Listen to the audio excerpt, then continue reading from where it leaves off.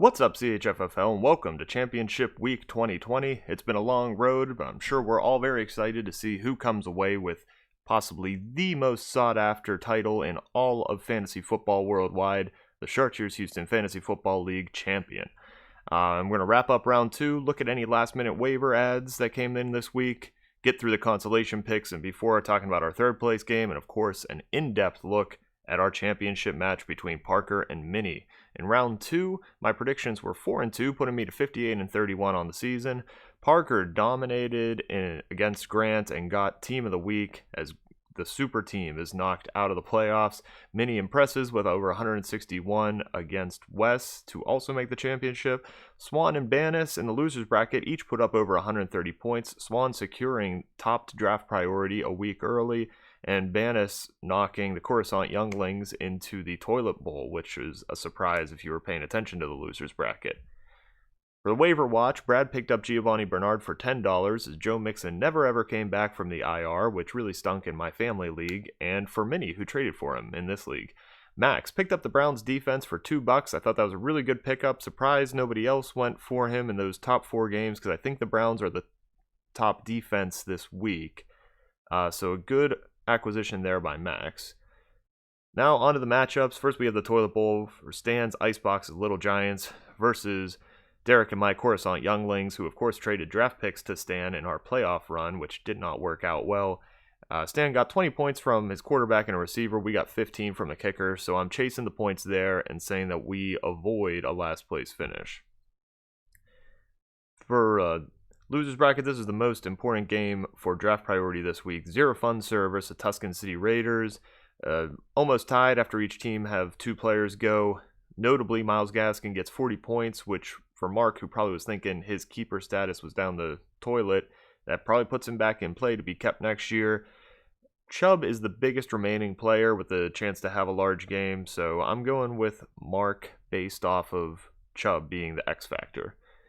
Next, these next two matchups between the winners bracket losers don't really matter that much. Cliff Franklin, Sticky Hands versus Wookie of the Year. Swan gets 14 points from Jefferson, JD 19 from Godwin in his flex. But again, not a very important matchup. JD missing Hunter Henry at tight end. He'll have to put in Evan Engram, but I'm taking Swan in what I think should be a close game. Mandalorian Mercenaries versus Coach Boone's 5th grade sissies. Two teams really playing till the end, and I appreciate that effort.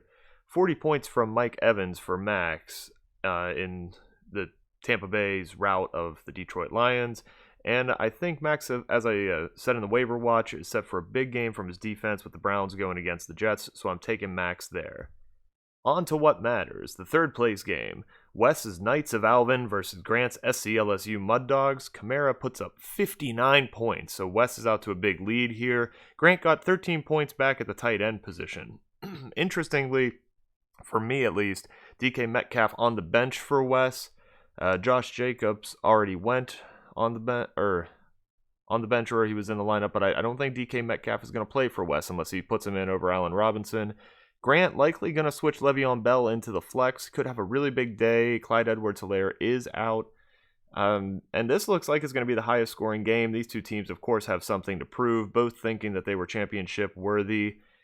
My pick is Wes. Following Kamara's 59 points, I think it's a little bit too much for Grant to close the gap, but this should be the one to watch for who's going to get that last team of the week $15.